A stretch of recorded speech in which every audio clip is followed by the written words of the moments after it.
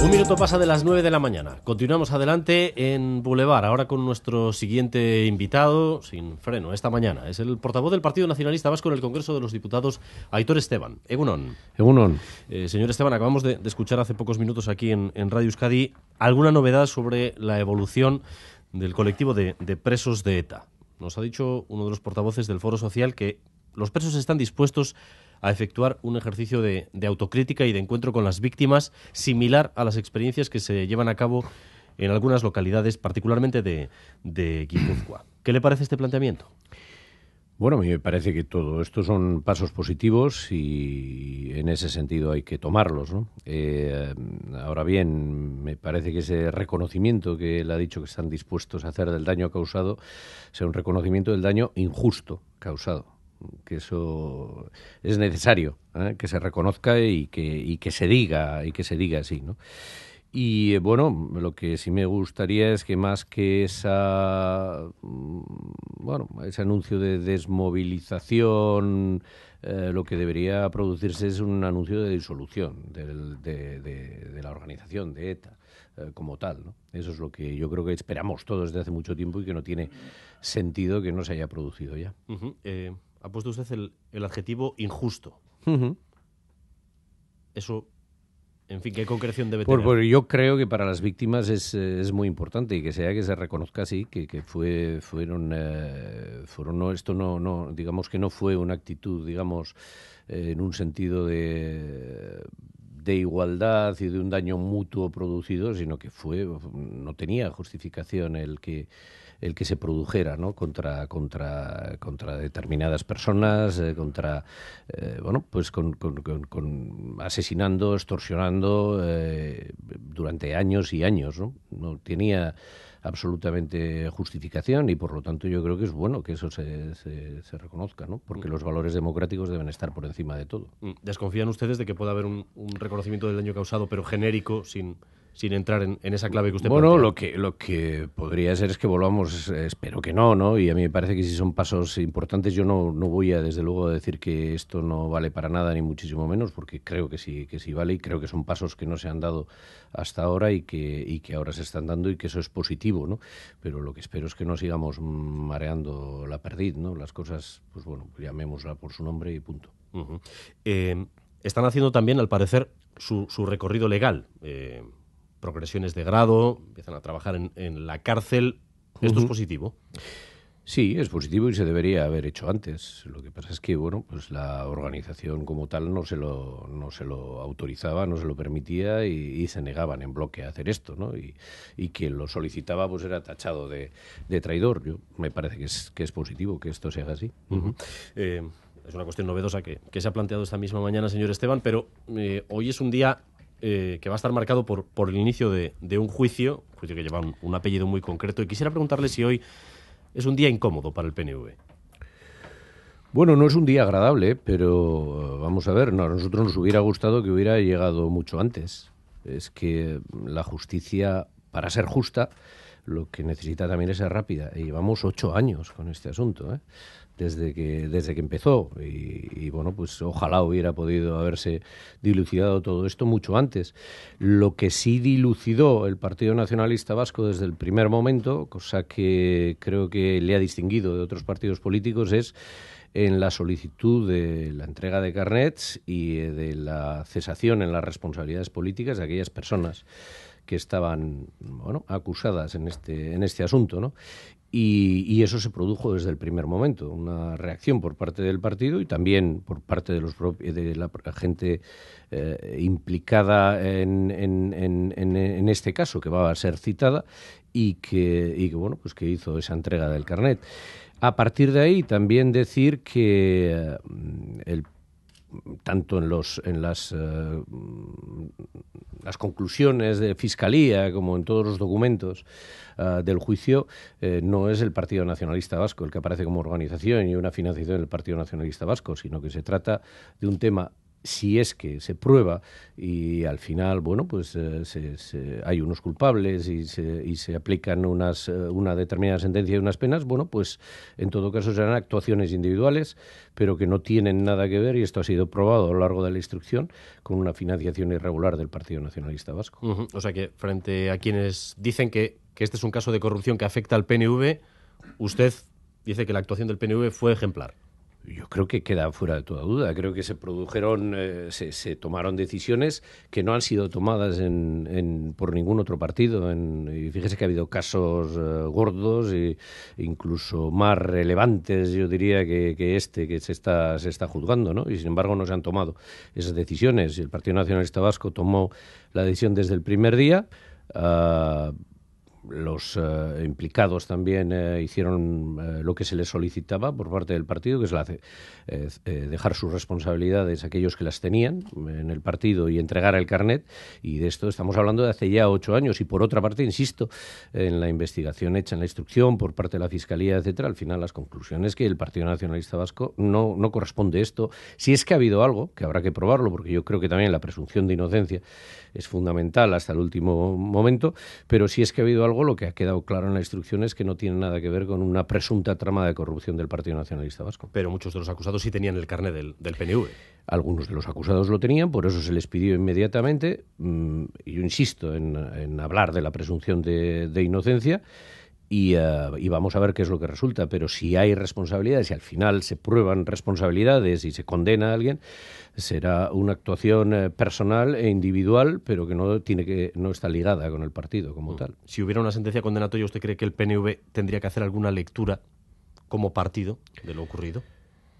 Bueno, yo creo que el Partido Nacionalista Vasco, la lectura democrática que tenía que hacer, que es que no hubiera sombra de la mínima duda, incluso a pesar de que esto es complicado, ¿no? Porque, insisto, la presunción de inocencia tiene que estar ahí por encima de todo, pero para que no hubiera absolutamente ninguna duda, tomó la decisión que tenía que tomar, y la tomó desde el minuto 1, o sea, hace ya 8 años, nada menos.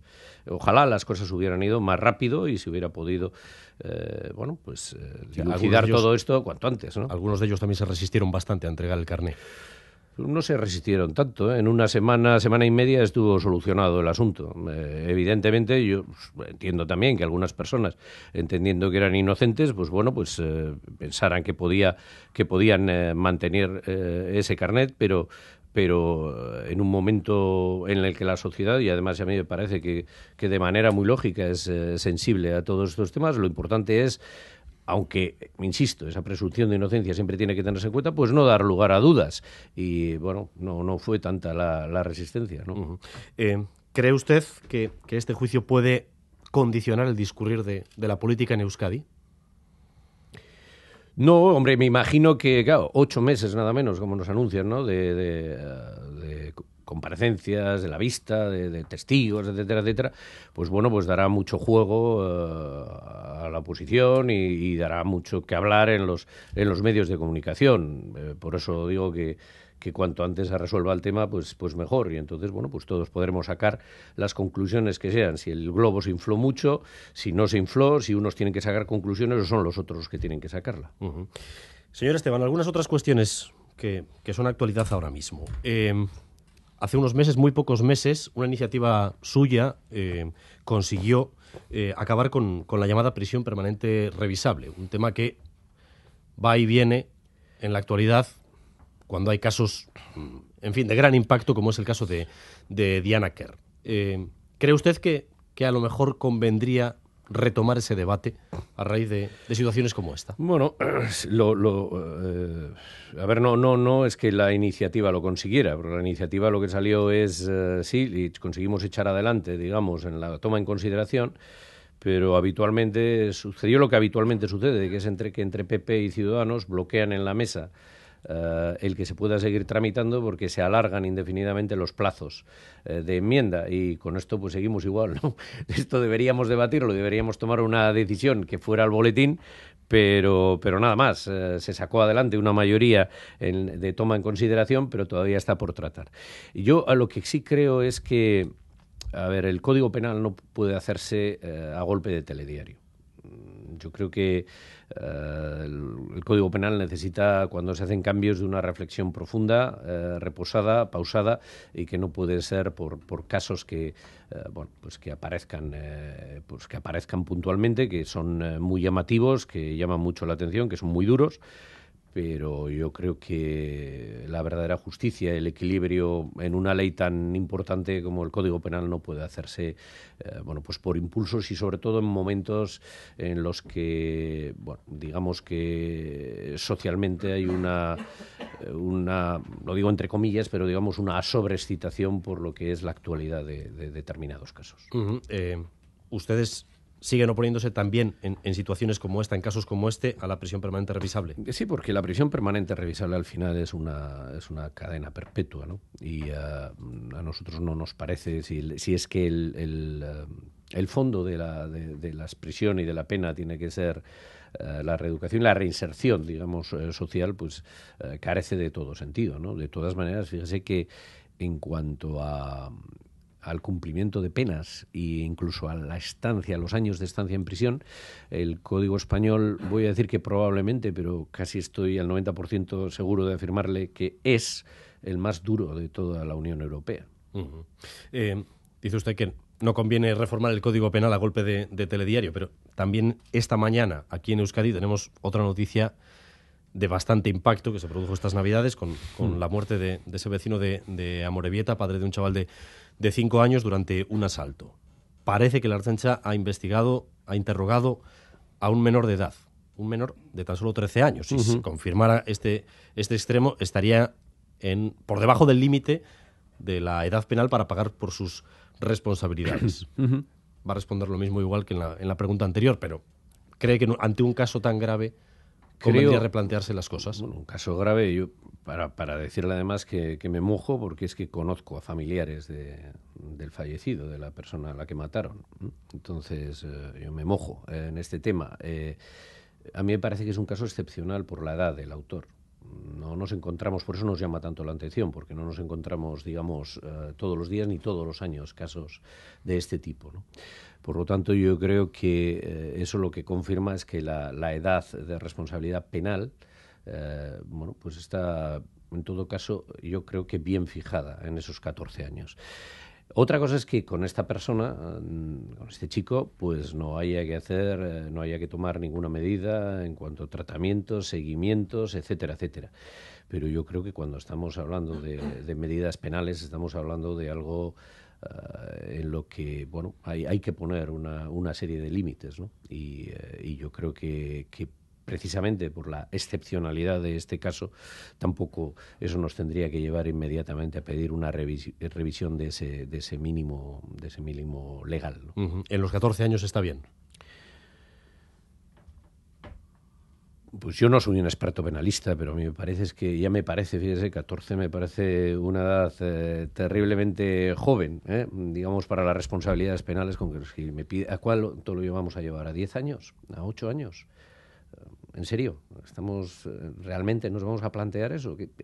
Es que muchas veces tenemos la sensación de que, simplemente por incrementar las penas o por ser más duro, más estricto y la letra con sangre entra, la cosa va a mejorar, y no necesariamente tiene por qué ser así. Yo, sinceramente, no veo que una medida de ese tipo, de bajar la edad de responsabilidad penal, fuera a contribuir a que hubiera menos delitos. Y esto, insisto, nos sorprende a todos, nos choca a todos y nos llama tanto la atención, pues porque no es lo habitual, ni muchísimo menos.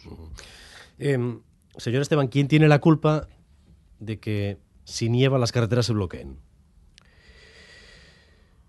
Pues hombre, pues yo imagino que primero del que tenemos que hablar son las autopistas concesionarias, que tienen una responsabilidad y que tienen también que aportar los medios para que eso esté liberado. Creo que la Administración también tiene su responsabilidad. Y tiene también su responsabilidad aquellas personas que, habiendo avisos claros de que va a haber un temporal, salen sin cadenas, sin neumáticos de invierno, a enfrentarse a riesgos de este tipo, ¿no? Pero bueno, la verdad es que cada 2 años en las carreteras del Estado uno ve que ocurren este tipo de cosas, y a mí todavía sí me parece sorprendente que no se haya aprendido la lección como para tener dispuestos los medios, ¿no? Uh-huh. Parece que le convencen las explicaciones que ha dado el director de la DGT. Bueno, no las he seguido al dedillo. La verdad es que afortunadamente aquí hay otras responsabilidades de otras administraciones, ¿no?, sobre las carreteras, y por lo tanto, bueno, la administración española, sí, pero quiero decir que la sigo un poquito más de lejos. Yo insisto, a mí lo que me sorprende es, bueno, él dará las explicaciones que crea que tiene que dar, pero me sigue sorprendiendo que después de las experiencias de estos últimos años todavía no se hayan puesto los medios y estén preparados los resortes como para solucionar problemas de este tipo, ¿no? Aunque también entiendo que puntualmente las dificultades atmosféricas puedan ser tales que dificulten la situación. Y la cosa, bueno, se puede complicar efectivamente todavía más si es que muchos de los conductores pues no tenían los medios suficientes como para haber salido ese día a la carretera. Pero insisto, a mí lo que me sorprende es que todavía, y eso yo creo que tendrá que dar explicaciones debería dar explicaciones en el Congreso de los Diputados, es de por qué o qué medios se han modificado, qué medios se han dispuesto, cuáles han sido las adaptaciones que se han hecho en estos últimos años para responder a este tipo de casos, y dar explicaciones claras de por qué no funcionó, ¿no? Aquí también hemos tenido el lío de Echegárate entre Guipúzcoa y Navarra. Sí, en la carretera en Navarra, ¿no?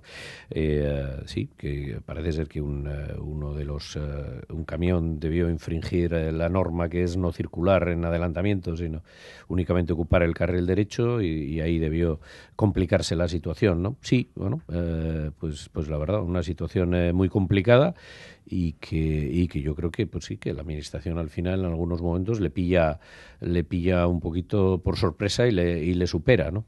Yo creo que lo que sí hay que destacar en el caso navarro es la respuesta que dio, bueno, desde el Ayuntamiento de Alsasua a todo el pueblo de Alsasua, ¿no? Una localidad que la verdad ha sido denostada por los medios de comunicación durante los últimos 2 años de una manera, a mí me parece que absolutamente exagerada, y que dio muestras de solidaridad en un momento muy difícil. ¿Va a estar parado el Congreso de los Diputados hasta que Cataluña no se reinicie, señor Esteban? Yo creo que el Gobierno no... Bueno, para empezar se puede acoger a algo, que es que dice, la Constitución dice que enero es un mes inhábil, y entonces el periodo de sesiones se reanuda en febrero, ¿no? Pero sí, también es verdad que ha habido algunos años en los que se han hecho plenos en enero. Yo creo que el Gobierno no tiene ningún interés en que se abra tempranamente el nuevo periodo de sesiones. Sí va a haber actividad, de hecho esta semana, la pasada hubo algo, pero esta semana ya se reanuda la actividad de comisiones, pero yo creo que un pleno no lo vamos a ver hasta febrero. Uh-huh. No solo presupuestos, hay un calendario legislativo que está ahí congelado. Sí. Quisiera preguntarle si el Partido Nacionalista Vasco se plantea, no sé si por solidaridad con el independentismo catalán, no aprovechar el juego que le dan los 5 votos que tiene. ¿Se está refiriendo exactamente a qué? ¿Cuál es el juego? ¿En qué? ¿En presupuestos? A la hora de condicionar la acción del gobierno. Ya, bueno, la acción del gobierno, hay muchos factores. No es crea usted que esto es tan sencillo y que no hay otros actores que juegan, y que el PSOE parece que no juega y que juega solo la oposición, pero no es así. En algunas ocasiones también juega dando bazas al gobierno, que puedan pasar cositas, porque todas las cosas que quiera el PSOE, le diría que prácticamente todo se puede bloquear en el Parlamento, y eso no sucede así. También habría que preguntarse qué es lo que pretende hacer en estos momentos Ciudadanos, ¿no? Ciudadanos quiere darle chance, por ejemplo, en un tema presupuestario. Ya sé que se necesita algún otro socio, ¿no? Pero Ciudadanos querría darle chances. El otro día hubo una especie de amago, creo que fue Villegas, ¿no?, el que estuvo hablando de igual no dar incluso cobertura presupuestaria al gobierno español, ¿no? Dicho eso, incluso si no hubiera presupuestos, ¿el gobierno convocaría elecciones? Pues quizás no, porque quizás con una serie de decretos leyes a las que puede que el PSOE incluso estuviera interesado, o Ciudadanos, en apoyar, por ejemplo, en cuanto a solucionar determinada financiación puntual, aunque fuera provisional, de las comunidades autónomas, o tema de funcionarial, etcétera, etcétera, de subidas, salarios, etcétera, etcétera, pues bueno, pues podrían llegar a acuerdos a través de decretos leyes de modificaciones puntuales, una especie de puente presupuestario. Por lo tanto, hay muchas incógnitas. ¿Hay partido o no hay partido? No lo sé. Yo lo que creo es que nosotros siempre vamos a estar ahí dispuestos a hacer política, pero siempre que hay unas bases en las que se pueda realizar. Y en estos momentos sigue el 155 en vigor, y yo espero que los agentes políticos reaccionen. Cuando hablo de agentes políticos estoy hablando evidentemente del gobierno, que yo creo que para su bien le interesa cuanto antes, y yo creo que al menos el presidente del gobierno sí lo tiene claro, levantar ese 155, pero también yo creo que a la clase política catalana, a los agentes políticos catalanes, hay que pedirles acción y resolución y leer los tiempos inteligentemente. Y a partir de ahí, bueno, a ver si se van abriendo luces, ¿no? Uh-huh. Leer los tiempos inteligentemente, ¿qué es? La mayoría independentista, que forme gobierno. Bueno, yo creo que la mayoría independentista, como usted ha dicho, es una mayoría y por lo tanto tiene los mimbres necesarios para formar gobierno, ¿no? Vamos a ver si es capaz de hacerlo, vamos a ver cómo se resuelve todo el tema de la mesa, ¿no? Y ojalá también que no se dieran resoluciones, a mi modo de ver, absurdas, ¿no? Como por ejemplo mantener en prisión a las personas que están ahora, porque no olvidemos que se trata de prisión provisional, de presuntos delitos. El otro día, bueno, al final se acabó denegando la libertad del señor Junqueras, al final, porque se venía a decir que bueno, había un delito de sedición, hacía falta violencia, incitar a la violencia, pero es que la violencia a la que se le estaba acusando al gobierno catalán era de los porrazos que dio la Policía Nacional el día 1 de octubre. Entonces, no, como ustedes convocaron eso, entonces ustedes son los responsables de los porrazos de la policía. Oiga, me parece que esto es rizar el rizo y no tiene ningún sentido. Y sobre todo, siendo presuntos, ¿no? Se supone que existe una presunción de inocencia y la prisión provisional, bueno, pues está para yo creo que para otro tipo de delitos y no este tipo de asuntos que tienen, al final, lo que tiene es básicamente una enjundia política, un contenido político, y al que desde luego la prisión no va a contribuir a solucionarlo, sino yo diría que todo lo contrario, ¿no? Incluso yo creo que tampoco los jueces pueden abstraerse de lo que es la situación real, la situación política. Yo la verdad es que estoy absolutamente sorprendido, porque si se pueden complicar las cosas, parece que siempre aparece un actor más para complicarlas todavía de manera más exagerada, ¿no? Aitor Esteban con nosotros. Por cierto, señor Esteban, ustedes tuvieron un debate dentro del PNV hace tiempo, luego lo descartaron, pero sobre la posibilidad de cambiar el nombre del Partido Nacional Vasco, lo ha hecho el PDeCAT. Dice hoy el periódico de Cataluña que Podemos estaría pensando en cambiar el nombre. Bueno, pues no lo sé. Mira, yo le voy a explicar un poquito lo nuestro del nombre. No era un capricho, era simplemente porque es curioso, pero sobre todo cuando vas en Europa te das cuenta, ¿no? Aquí sabemos lo que es el Partido Nacionalista Vasco, pero la nationalist en Europa suena a todo lo que es el movimiento, digamos, nazi, etcétera, etcétera, ¿no? Y a los extremismos, ¿no? Y de hecho, bueno, a mí me sorprende mucho cuando lo usa de igual manera Albert Rivera una y otra vez en el Congreso. Cuando sabe que está hablando de otra cosa, ¿no? Y entonces muchas veces cuando uno va y en inglés, cuando la traducción, digamos, al inglés del nombre de nuestro partido sí que está aceptada dentro del partido como national, ¿no? Pero simplemente para que se den cuenta que no están hablando con un movimiento de ese tipo, ni muchísimo menos, como cualquier ciudadano de este país y del Estado conoce.